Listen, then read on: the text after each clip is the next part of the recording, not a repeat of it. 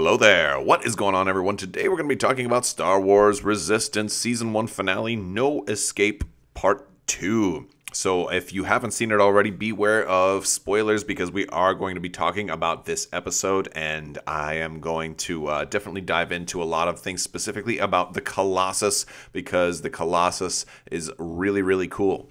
So with that being said, let's go ahead and jump forward. If you've already watched part 1, you've already learned that the Colossus does have a hyperdrive, and we get to finally see this beautiful ship take off, and that really begins to tell us so many things, and it begins to also ask some more questions like, what is this ship actually capable of? Because it looks really, really cool when it takes off. So as you can see here, it is taking off, and there is much more to this ship than we knew already because only that top section was submerged, and here it is rising out of the water as water is still falling out of all of its guts. This is a ship that has been underwater for 20 years. I'm surprised it hasn't rusted. So apparently it was constructed really, really well. There's not a single ounce of rust on this thing. I'm actually kind of blown away by that. Or maybe that's just, simpler animation. You know what? We don't need to draw all the rust on here. I imagine there's going to be some octopuses and fish falling out of it from time to time. But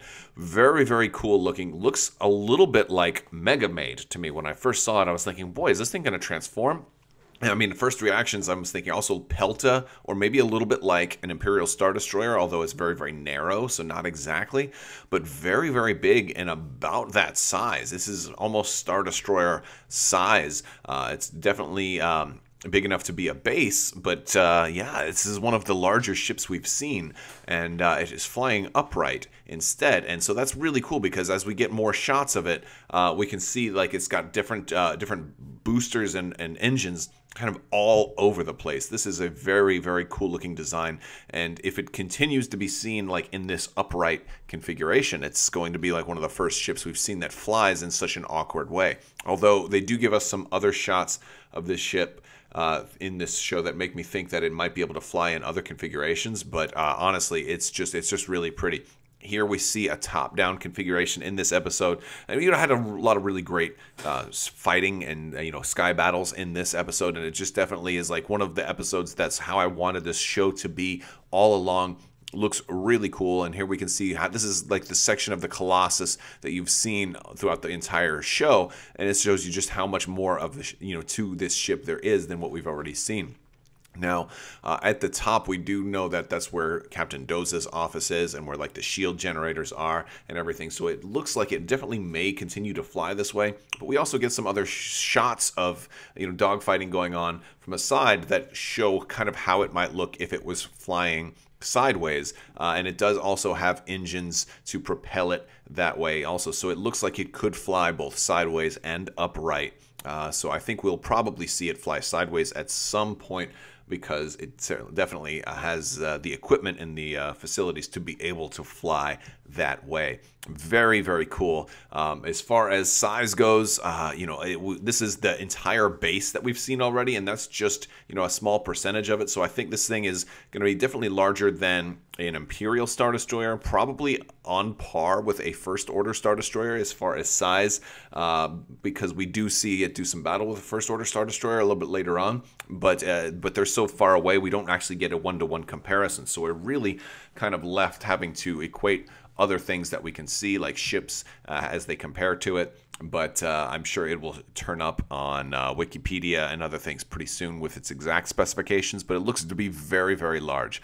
Might be larger than one of the First Order Star Destroyers. This may be almost Dreadnought size, which would be really, really cool considering that it looks like this is going to be the base or a Resistance base in the future. So yeah, some more shots here. We're getting just a look at how large it is. Now, on the sides of this ship, there are docking bays and places that they can fly into, and a lot of these docking bays on the sides look like it would work better flying sideways, or long ways at least, because that's kind of how a lot of the Imperial Star Destroyers are built, for their ships to kind of fly in on the sides of the ship, which actually made me think that this might have been an old Imperial ship, or at least built out of the wreckage of Imperial parts, which made me think, could this actually maybe be a Starhawk, and that's why Starhawks were like not revealed for so long. However, Granted, this ship does have that hatchet kind of downward appearance, but there's nothing more to the ship than that. So I don't believe that they're going to say, "Aha, this was a Starhawk all along." I don't believe this is a Starhawk. Also, I don't believe this is much larger than a Starhawk was supposed to be, but it does make me think that it might have been inspired by the Starhawk in that it borrows a lot of design from old Imperial Star Destroyers, with at least parts of the paneling and everything. It looks like it's at least maybe made at some of the same yards that Imperial ships were made at, is kind of what I would guess, because as more information comes out, we'll know more. But it's very, very cool looking so far.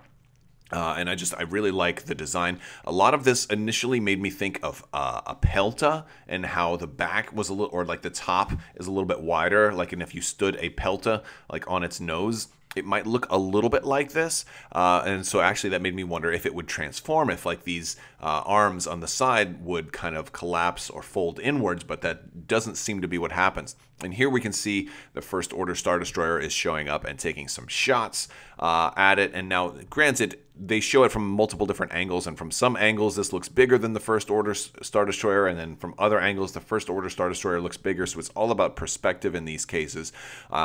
So it's really hard to tell exactly which one is larger. But then you see this giant First Order pirate ship dock inside this like it's nothing. So it really gives you a comparison of other ships that you thought were very, very big become dwarfed in comparison to the Colossus once you see all of the Colossus. So, it's definitely a very, very, very large ship. And pretty exciting. I love seeing big new ships, and I think something like this is pretty exciting for the future. And here it is again taking off.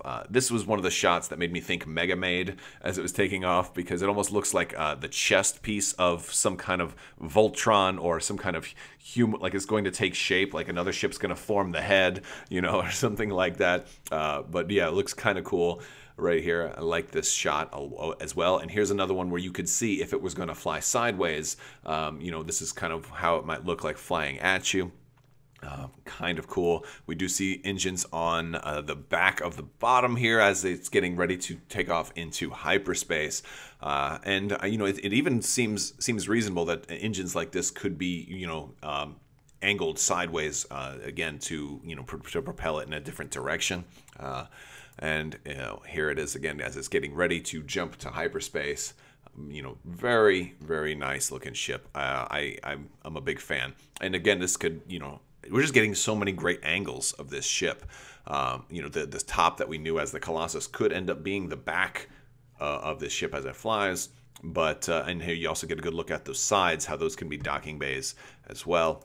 And very good. And this is actually one of the better shots where you see the First Order Star Destroyer firing on this thing. And another thing that makes this important is it was firing on this ship for minutes. This ship took a lot of fire from that First Order Star Destroyer, and didn't even take any damage. So that's another thing that makes me think that this is very, very large and comparable at least to the First Order Star Destroyer. Maybe not Dreadnought sized, but definitely not as heavily, doesn't have as much weapons. It has some, anti-fighter weapons with some of those turbo lasers, but it doesn't seem like it has that much weaponry because it did not fire back at the First Order Star Destroyer at all. So that definitely tells us that it does have some armament, but it's very lightly armed. It's more defensive. Its armor apparently is very, very heavy because there's no noticeable damage from the First Order Star Destroyer firing multiple volleys at it, and it just took all of that damage in stride. You didn't even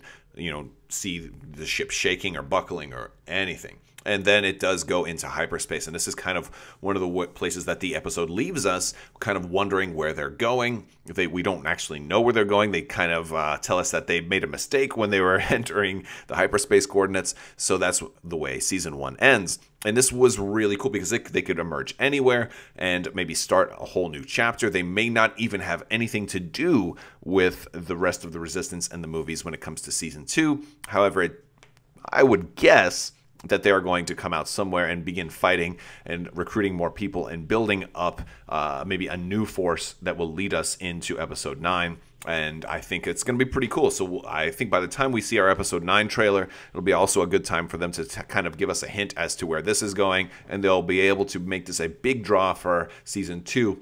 kind of painting the path towards Episode 9, because I have a sneaking suspicion we're going to see some of these characters in Star Wars Episode 9, as well as possibly the Colossus itself, but I like the idea of it being a big base of operations, and not knowing its future is very, very cool, because now anytime the Colossus comes under attack, you actually don't know what's going to happen.